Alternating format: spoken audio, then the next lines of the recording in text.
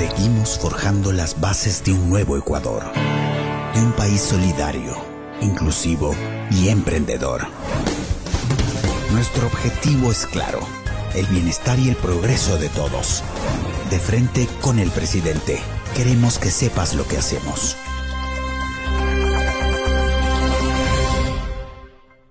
Buenos días, Ecuador. Qué gusto tenerlos nuevamente. Quiero agradecer primero a las 213 radios y medios de comunicación que están enganchados a esta señal y también dar la bienvenida a quienes nos ven vía streaming.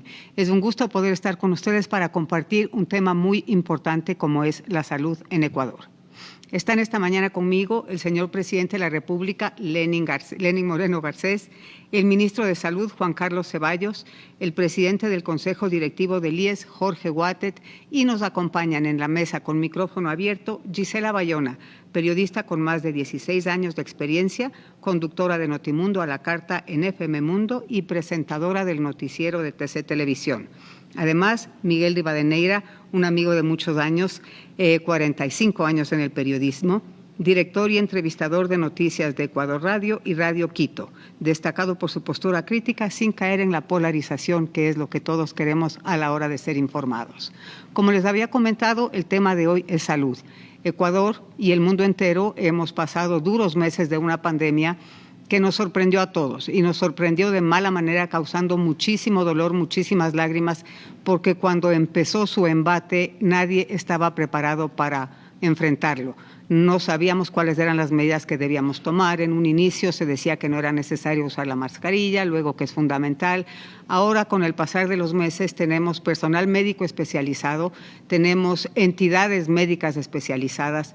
Hemos logrado en tiempo récord multiplicar la capacidad hospitalaria para pacientes con COVID y Ecuador ha sido pionero en muchas decisiones importantes que ha tomado, lo cual numéricamente nos ha puesto en una mejor situación que el resto de países de la región. Con esa corta introducción, nuevamente darles la bienvenida y dar paso al segmento de preguntas y respuestas. Vamos a empezar con Gisela Bayona. Muchísimas gracias, Caridad, presidente. Muchísimas gracias por invitarme a este espacio. Para empezar, presidente, quisiera preguntarle, la semana pasada justamente el Ministerio de Salud anunció que Ecuador planificaba la inversión de $200 millones para la adquisición de diferentes vacunas contra el COVID-19, con lo que se aspira pues inmunizar a cerca del 65% de la población. Eso implicaría más o menos unos 9 millones de ecuatorianos. Se dijo también que se traerían 18 millones de dosis de diferentes patentes. ¿Cuándo se espera inmunizar también o comprar la cantidad de vacunas necesarias para el 100% de la población, o esperan que el resto de gente que quede y que no pueda ser vacunada pues se haga cargo el próximo gobierno? Bien, en primer lugar un saludo cordial a todos los ecuatorianos, de forma particular pues a Gisela y Miguel que nos visitan el día de hoy, a los compañeros de panel, a Caridad, a Jorge, a Juan Carlos. A ver, en la investigación científica que permite determinar cuál es la vacuna, determinar una vacuna adecuada para poder prevenir este COVID-19, hay algunas fases. Hay algunas instituciones farmacéuticas que han superado ya hasta la segunda fase, como por ejemplo pasa con el caso de la China, Covimed. Pero no todas lo han hecho. Ahora, existe también, como lo decía Caridad, diversos criterios con respecto a la efectividad o no de tal o cual vacuna. Es por eso que el Ministerio de Salud, con bastante criterio, ha hecho contacto con todas. Ha hecho contacto con todas, pues el contacto está hecho ya con Pfizer, está hecha con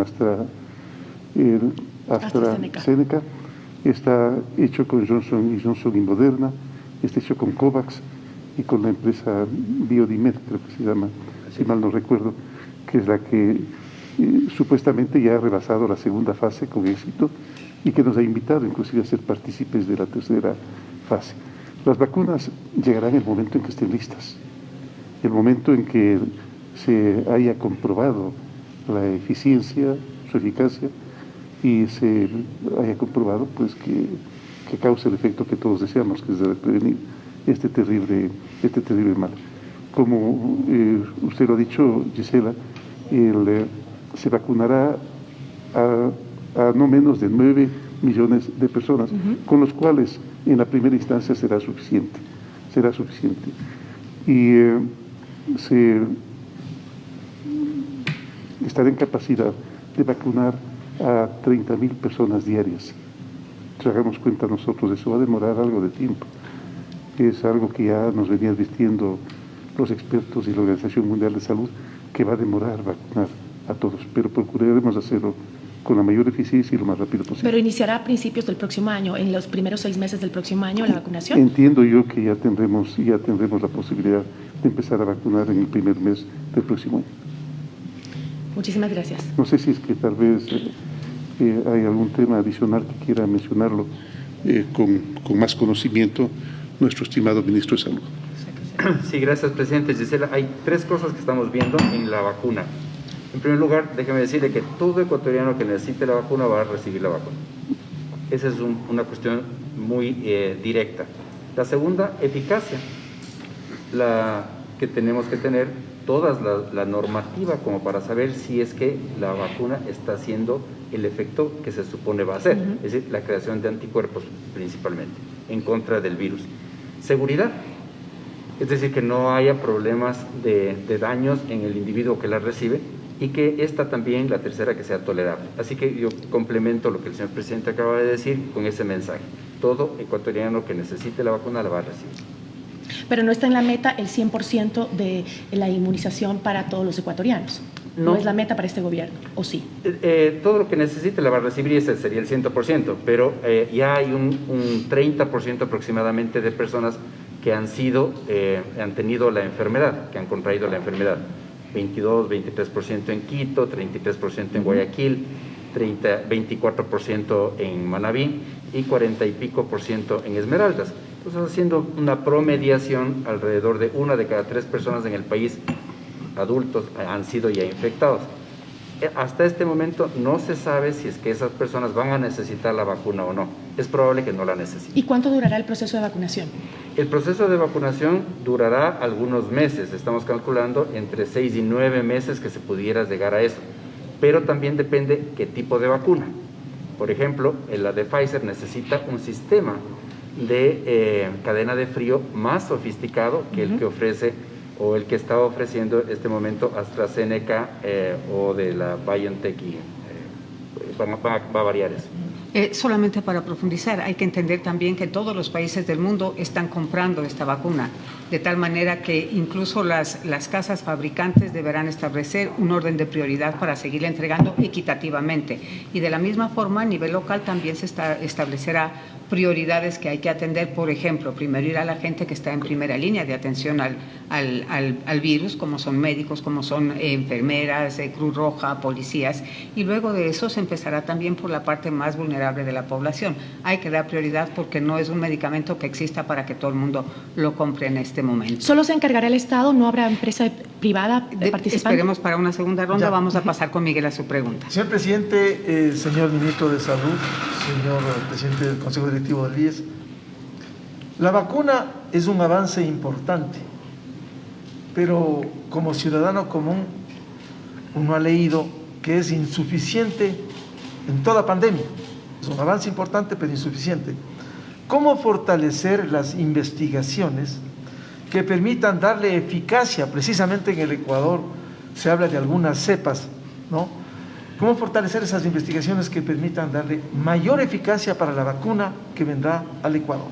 Bueno, Miguel, la mayor eficacia estará determinada en primer lugar por la disciplina con la que los ciudadanos, en primer lugar, tengan ese triple comportamiento que nosotros esperamos de ellos, que es el uso de mascarilla, el uso de lavarse frecuentemente las manos y usar el alcohol si tenemos cerca y el distanciamiento social.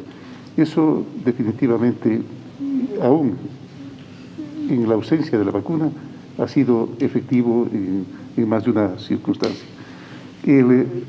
No olvidemos nosotros que además, como decía Caridad, no solamente con respecto a la forma de contagio, las instituciones y los científicos, las instituciones de salud del mundo y los científicos nos dieron una información que no estaba correcta.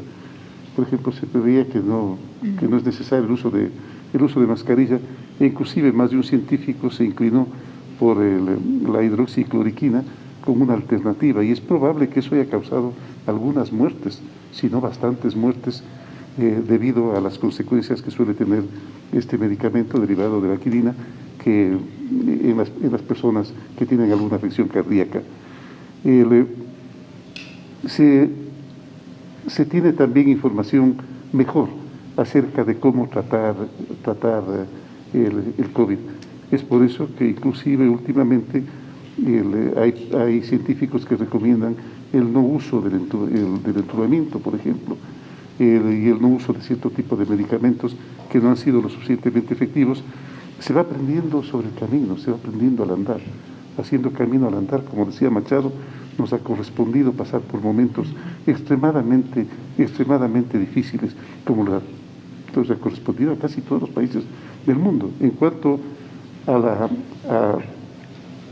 esa dualidad maravillosa que sería tener una vacuna adecuada y un tratamiento también, en el caso de que una persona adquiera la enfermedad, también hay ciertas incertidumbres. Con respecto al tratamiento, habrá que seguir avanzando, pero es necesario decirlo que también se ha avanzado mucho, no solamente a nivel internacional, con la dirección pues, del señor Ministro de Salud, que es un científico en el tema. Se ha avanzado también en temas de tratamiento. Es por eso que ahora el índice de morbilidad en el Ecuador es bastante más bajo que el de los países vecinos, más bajo que el de Colombia, más bajo que el de Perú, más bajo que el de Chile, más bajo que el de Argentina, más bajo que el de Brasil. Es un índice de morbilidad, pero por supuesto todas las muertes son no deseables y todas las muertes causan dolor. Es por eso que debemos seguir aprendiendo y debemos seguir encontrando la solución para este terrible mal. Decía investigaciones, señor presidente y señor ministro de Salud. ¿Habrá recursos internacionales? Porque en esto creo que se recurrirá a países amigos que han ayudado para hacer esa investigación mucho más profunda, in situ, del virus en el Ecuador. Sí, precisamente el día de hoy tengo que hacer una llamada a la señora de Estado, de la presidenta prácticamente de Alemania, la cual donó, si mal no recuerdo, $800.000 con el fin de avanzar en el tema de investigación. Pero no solo eso, sino que además ellos han sido extremadamente generosos en proporcionarnos, en compartir sus experiencias científicas. Existe, por ejemplo, el Instituto de Virología Charité de Alemania, que nos está brindando toda la ayuda para nosotros poder seguir también haciendo nuestras investigaciones. Después de un momento me gustaría tocar un tema que tiene que ver con todo aquello que nosotros aspiramos que devenga de este dolor, para que el dolor no haya sido innecesario. Todo lo que hemos aprendido y todo lo que nos corresponderá seguir aprendiendo en el camino. Perdón, para ahondar un poco en la pregunta de Miguel. Ministro, me parece recordar que en su último viaje a Alemania usted llevó unas muestras de pacientes que contenían cepas distintas del virus para aportar en un proceso de investigación. Sí, el señor presidente tiene razón en todo este esfuerzo que hemos recibido de Alemania. De manera particular, hay otros países, por ejemplo, el Reino Unido, hay Italia, que ha contribuido notablemente a esto, y los Estados Unidos, obviamente. Pero de manera particular tengo que enfatizar que hay una sola cepa, pero el virus muta, el virus cambia. Y investigadores de aquí, de la Universidad de San Francisco, han descubierto 20 mutaciones, y Charité, justamente en Berlín, 4. Entonces son como 24 ahora ya virus mutantes, la misma cepa. Sin embargo, nosotros tenemos que garantizar, y ese es el reto enorme que tenemos ahora, ¿a dónde vamos de aquí? No solamente es el comprar la vacuna y distribuirla, sino va mucho más allá. Tenemos que estar al primer nivel, y podemos estar al primer nivel si nosotros contribuimos con, por ejemplo, garantizando que esas 24 mutantes de esa misma cepa sean las que están incluidas en las vacunas. Los virus circulantes en el Ecuador tienen que estar incluidos ahí. El INSPI se beneficiará del Biosafety Level 3, el primer laboratorio de bioseguridad 3 del país. Y esto, presidente, gracias a su acción, gracias a lo que nosotros hemos hecho y complementado con Alemania, así que a la canciller de Alemania, a la señora Merkel, hay que agradecerle muchísimo, porque eso nos sitúa en el primer nivel, porque nosotros vamos a aportar a Alemania tanto como Alemania aporta con nosotros, en información nosotros obviamente. Antes de seguir con la pregunta de Gisela, quisiera dar paso a la pregunta de una de las personas que está en la audiencia, dirigida a Jorge Wattet y también al ministro de Salud. La gente en Ecuador quiere saber qué tipo de coordinación o de concatenación de esfuerzos se va a hacer entre las entidades médicas del Instituto de Seguridad Social y del Ministerio de Salud Pública a efectos de apoyarse mutuamente en la vacunación y sobre todo de cubrir el territorio nacional. Jorge, por favor. Bueno, buenos días a todos. Antes que nada, este espacio sin duda va a alimentar mucho todo lo que se viene gestionando a nivel del gobierno nacional en función de la salud y todo lo que ha sido liderado desde el gobierno del presidente Moreno y compartido por todos nosotros como ministros que estamos actuando en función de darle facilidades a la ciudadanía para poder ser atendidos. Desde marzo y abril, en el momento que la pandemia pasaba su peor momento, se estableció de la mano del ministro de Salud y del Instituto Ecuatoriano de Seguridad Social y con la firma de un decreto del presidente de la República, la integración total del sistema de salud para poder atender al 100% de los afectados por el COVID. ¿Qué quiere decir esto? Que un afiliado no necesariamente tiene que ir a un hospital del seguro, puede ir a la red del Ministerio de Salud Pública y viceversa. Eso es por un lado. Y por el otro lado, paneles de mando en las ciudades más importantes, donde nuestros equipos comienzan a trasladar a las personas en función de las camas, de las unidades de cuidados intensivos y de la necesidad de pacientes de ser atendidos. Esto permitió que en el mes de abril se pueda resolver la situación de Guayaquil, cuando en la ciudad completa estaba confinada. Estas actuaciones, esta integración, el manejar adecuadamente la pandemia, las decisiones oportunas del gobierno nacional permitieron de que esto se resuelva, baje y por ende el resto de autoridades poder intervenir, hacer también su trabajo a nivel de la ciudad y la provincia, y todo este esfuerzo se migró al resto de provincias donde se ha podido ir haciendo un tratamiento adecuado sumado al aprendizaje permanente. Existe esta integración, eso fue una disposición del presidente firmado en un decreto y nosotros actualmente nos manejamos de esa manera. Muchas gracias. Gisela, por favor. Gracias, Caridad. Presidente, los procesos de compra de pruebas del COVID-19, también de insumos, durante toda la pandemia se vieron muy marcados por escándalos de corrupción. Incluso el Servicio de Contratación Pública identificó 202 procesos con presuntas irregularidades. Con estos antecedentes, ¿qué va a hacer el gobierno para garantizar justamente que ahora que se está generando esta adquisición y sobre todo la distribución de la vacuna contra el COVID-19 que tanto esperamos en el mundo entero, no se vea también marcada por actos de corrupción? Sí, a ver, realmente fue doloroso, como bien lo manifiesta Jorge, principalmente los meses de abril. El mes de abril, fundamentalmente el mes de abril, fue extremadamente doloroso porque se unió a esta terrible pandemia actos terribles también de corrupción. Actos terribles que lastimosamente nosotros no pudimos detectarlos a tiempo porque aparentemente no se evidenciaban como tales. Parecería ser, porque esto viene dándose desde hace aproximadamente unos 7 u 8 años, parecería ser que había mafias enquistadas y que a cada cambio que se hacía de un personero, del gerente del hospital, inmediatamente esa mafia los cooptaba, ya sea con el halago del soborno o ya sea con el temor a algo terrible, inclusive la muerte. Parece que comprometían a los gerentes de los hospitales en su magia perversa. Es por eso que nosotros consideramos que debíamos cambiar el sistema. Definitivamente el sistema que fue implementado en el gobierno anterior no ha dado el resultado adecuado. Creemos que hay que volver un poco a la posibilidad de una compra única, a la posibilidad de un operador internacional que sería contratado por concurso y que sería quien haga el trazamiento digital, el trazamiento mediante una plataforma computacional con la cual se identifique la producción, el traslado, la distribución, el acceso al usuario y el control.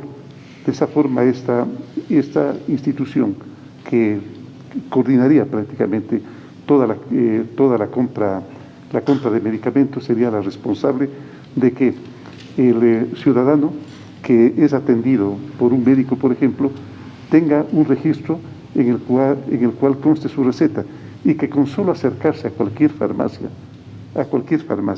en el Ecuador, ella le proporcione el medicamento adecuado. Entregado el medicamento, prácticamente se habría cumplido la última etapa de este trabajo y se evitaría, con la trazabilidad prácticamente, se evitaría actos de corrupción. Es probable que no consigamos que la corrupción sea desplazada ni desaparezca de la noche a la mañana, pero vemos bastante probable que un mecanismo unificado permita prevenir en mayor medida la corrupción, comparado con lo que ha venido ocurriendo hasta este momento.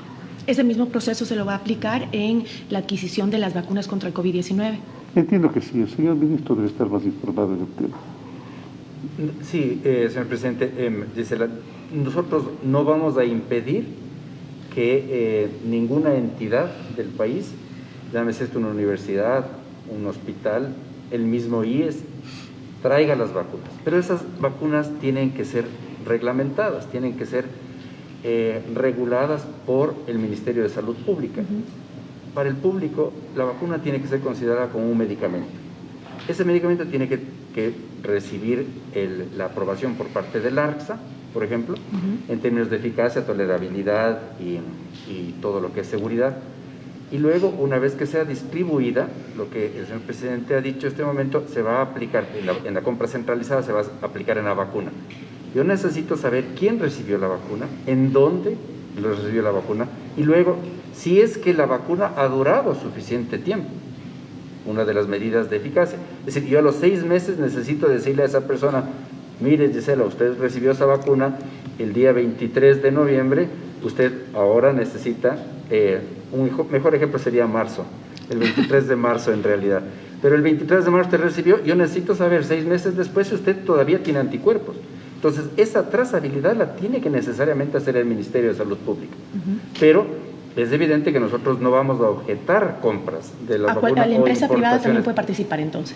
Estamos trabajando con la empresa privada, estamos trabajando con la empresa privada, con la comunidad, con la academia, para formar una coalición que permita eso, que permita en realidad cómo saber y ayudarnos conjuntamente, porque de esta nos salimos solos. ¿Pero se tiene planificado un costo para la empresa privada para que, eso dependerá de cada dependerá de cada vacuna, porque el precio de la vacuna ahora también, yo presumo que irá variando conforme pase el tiempo. Hay más oferta, probablemente vaya varíe en el tiempo.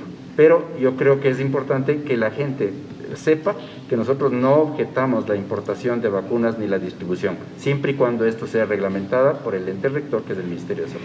Es importante que se conozca también que el sistema del operador único permitirá que los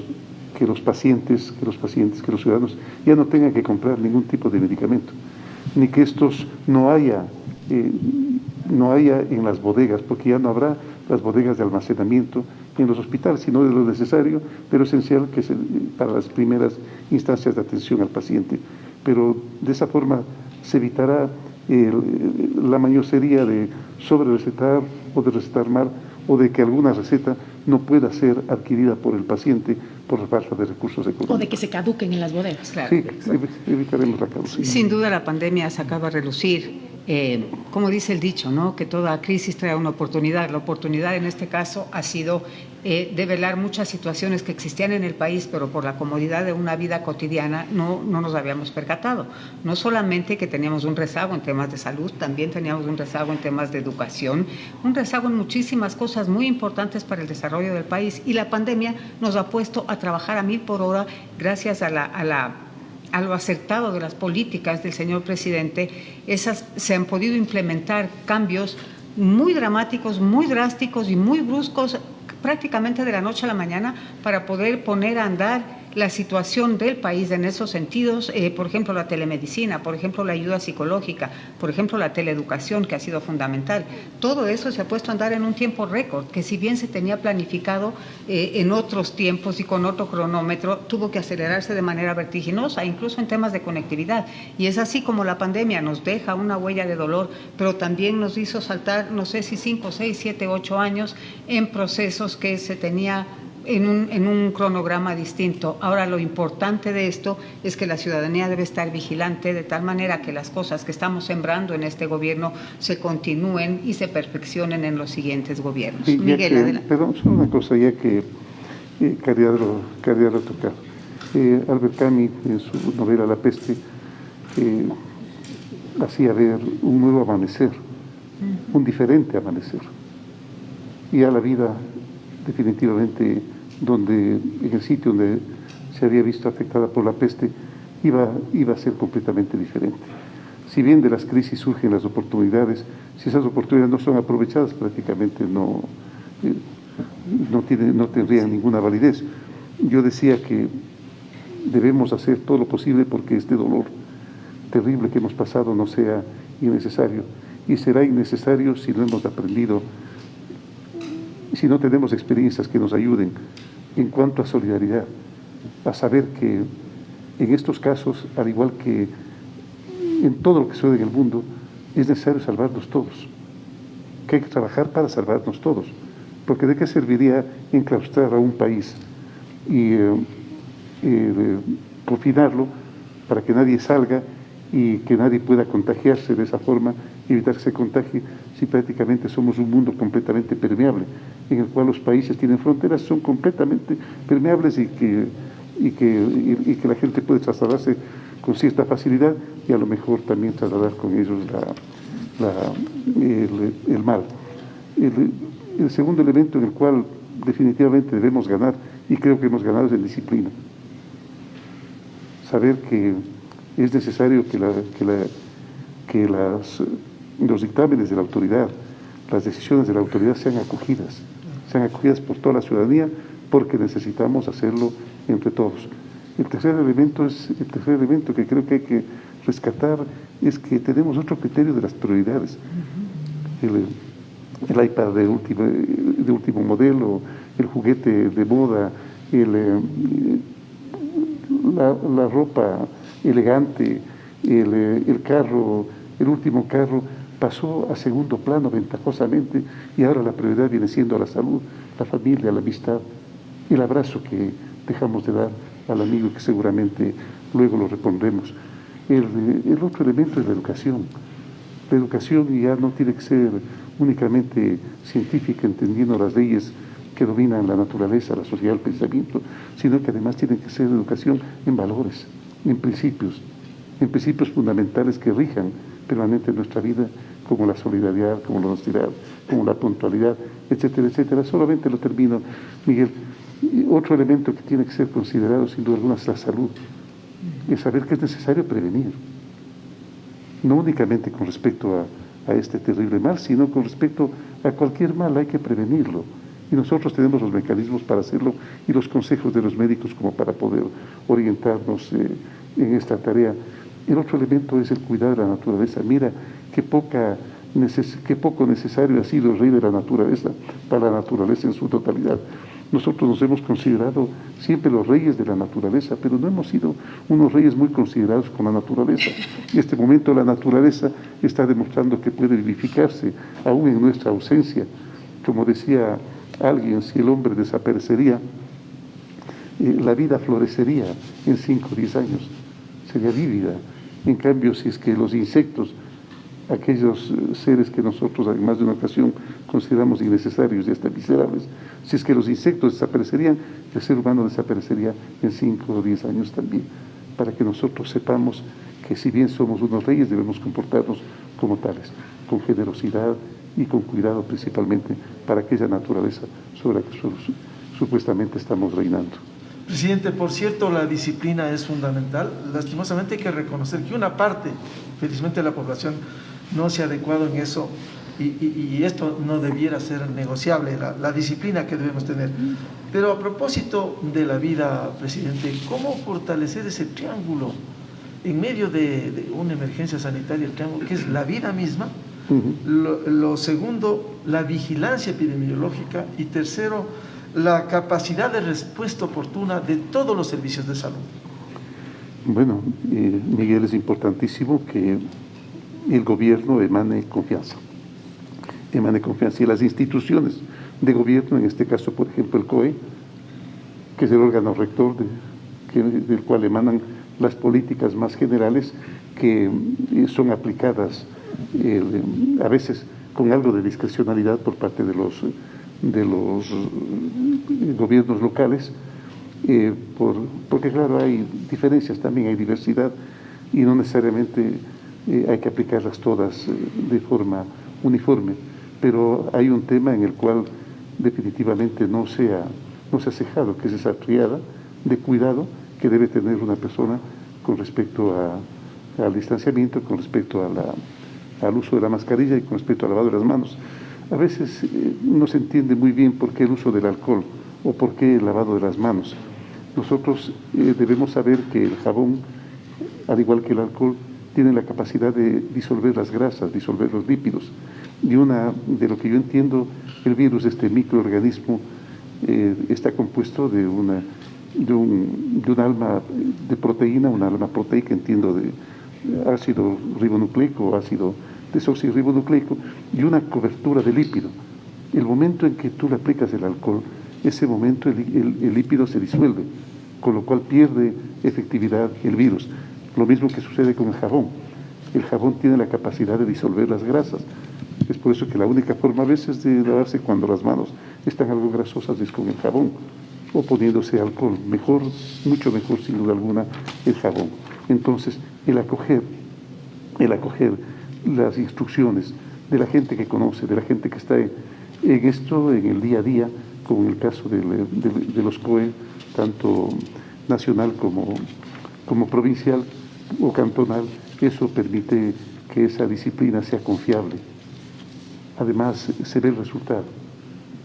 Hemos pasado de momentos difíciles a momentos en los cuales prácticamente tenemos control, pero Gisela lo decía hace un momento, sí, control, pero mientras la ciudadanía se porte de manera responsable y disciplinada. Quizás, presidente, me permite comentar un par de cositas. La pregunta, Miguel, es extremadamente interesante para este momento, sobre todo, porque nosotros no necesitamos simplemente hacer la vigilancia a la que estamos acostumbrados a hacer, que sirve, que ha servido para contener, sí, que marca una diferencia a lo que el Ecuador ha hecho frente a Europa y los Estados Unidos, en bien, sí, es cierto, pero necesitamos más, necesitamos progresar, necesitamos ponernos a un plano internacional de competencia. ¿Cómo lo vamos a hacer? Una de estas es lo que ya hablamos, el INSPI, el laboratorio BSL-3, va a permitir el cultivo, la secuenciación de los virus, es decir, ver cuáles están mutando, va a permitir que nosotros hagamos vigilancia genómica. Ese es un avance extremadamente importante. ¿En qué se va a reflejar eso? En dos cosas o en tres. La primera es que vamos a tener medios diagnósticos muchísimo más oportunos. Hoy la PCR es positiva o efectiva, más bien dicho, que es positiva en un 60-70%. Nada más. No sirve antes de los primeros 5 días en la mayoría de los casos, y en promedio tenemos que esperar 5 días después de seguir contagiando a las personas para que sea positiva. El Ecuador es el único país que recibió el Remdesivir. Es el único país en América Latina que está utilizándolo. Es el único tratamiento que estamos. No es la panacea, pero lo tenemos. Y luego la vacuna que hemos hablado. Entonces, esta vigilancia genómica nos va a permitir ponernos a ese nivel de la identificación temprana, diagnóstico temprano, tratamiento oportuno, eficaz, y luego, obviamente, la parte de la prevención que el señor presidente ha mencionado y que tiene que ser encaminado hacia la vacunación. Esas son cosas importantes. Pero les recuerdo también al país que el primer laboratorio a nivel de Latinoamérica que utilizaba el PCR fue el INSPI, aquí en el Ecuador. Fuimos los primeros en cerrar aeropuertos, pero también fuimos los primeros en abrirlos. Y esa parte ha sido gracias a mucha de la gestión de lo que nosotros hemos logrado contener ahora de la pandemia, ha sido gracias a la disciplina de las personas, no todos. Pero tenemos que seguir en ese plano porque la pandemia no ha terminado. Sobre este tema me gustaría que me haga una aclaración, porque justo hace poco, algunas semanas, un grupo de médicos de la ciudad de Guayaquil habían justo hecho el pedido de que se reabra el antiguo, el que reemplazó el Instituto Nacional de Higiene, que fue el que reemplazó justamente al INSPI, ¿no? Porque según este grupo de médicos, pues se decía que este instituto anterior tenía mejor capacidad para la investigación, el manejo de vacunaciones y que no lo tenía el INSPI. ¿Cuán preparado está realmente el INSPI para enfrentar lo que se viene, que es la llegada de la vacuna, la distribución de la vacuna y una buena, me imagino que necesitan cadenas de frío, este tipo de vacunas contra el COVID-19 que vamos a adquirir, ¿no? Es toda una tecnología que se necesita para la llegada de la vacuna. Perdón, sí, una cosa, de casualidad. La semana anterior yo había tomado la decisión de que el Instituto Isquita Pérez, que era el Instituto de Investigación Biológica que teníamos en el país, vuelva a funcionar. Vuelva a funcionar, pero claro está, no podrá hacerlo en las mismas condiciones que tenía anteriormente. Estará incluido la ARSA, estará incluido el INSPI dentro de este instituto que prácticamente va a ser el órgano rector. Lastimosamente, el Isquita Pérez, al igual que el otro Instituto de Investigación Agropecuaria, el INEAR, fueron prácticamente desmantelados en el gobierno anterior, bajo la expectativa de que hubiese en la Universidad de Achay los institutos de investigación que permitan hacer esos avances en cuanto al conocimiento del comportamiento biológico de las cosas, de los elementos vivos. Lastimosamente eso no se cumplió. Yo en algún momento visité la Universidad de Achay para dar una conferencia y me topé con que había sido tal la falta de previsión, tal la falta de planificación, que inclusive en el laboratorio de química los estudiantes estaban fuera. Entonces yo pregunté por qué están fuera. Entonces me dijeron, hasta que se vayan los olores. Imagínense, en un laboratorio de química no había el suficiente sistema de absorción de olores como para, es decir, falta de planificación total, además de muchos otros errores y muchas otras corruptelas que sin duda alguna hubo allí también. Sí, Gisela, gracias, señor presidente. El INSPI debe constituirse como el laboratorio líder a nivel de la región. Esa es nuestra meta. ¿Hay fondos para eso? Hay fondos para eso, hay la credibilidad externa, porque hemos entendido que si no trabajamos internacionalmente no salimos de esta. Y por eso es que nosotros tenemos, que yo le decía, a Alemania nosotros le respondemos con nuestros datos, con los resultados de nuestras investigaciones. Por eso es que el laboratorio que va a estar financiado parcialmente por Alemania, por Charité, tiene necesariamente que estar en el INSPI. Y vamos a fomentar todo lo que es investigación, vamos a fomentar todo lo que es la vigilancia genómica, la secuenciación, todo lo que tenga que ver con un laboratorio que permita no solamente receptar muestras del Ecuador, de Guayaquil en este caso, del Ecuador en general, sino de toda la región. Esa es nuestra meta, que el INSPI vuelva a ser aquel organismo, pero no solamente ecuatoriano, no solamente de Guayaquil, sino internacional, con la capacidad de que nos permita detectar diagnósticos, desarrollar vacunas y probablemente tratamientos para la población ecuatoriana y de la región. Pero se queda como INSPI. Perdona, estamos con el tiempo en contra, Gisela, qué pena. Quiero dar paso a la última pregunta de Miguel. Presidente, ha sido muy importante los temas de salud. Quisiera una pregunta rápida para una respuesta rápida. ¿Cómo no? ¿Qué piensa usted, señor presidente, este juicio del gobernador del Napo a un periodista? Gracias por la pregunta, Miguel.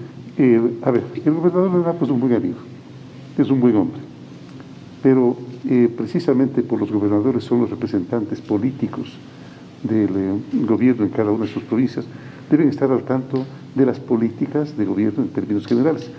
Desde el inicio de mi gobierno yo había manifestado que la tolerancia, el respeto, la libertad de expresión va a ser la tónica del comportamiento del gobierno con respecto a la información, con respecto a los periodistas.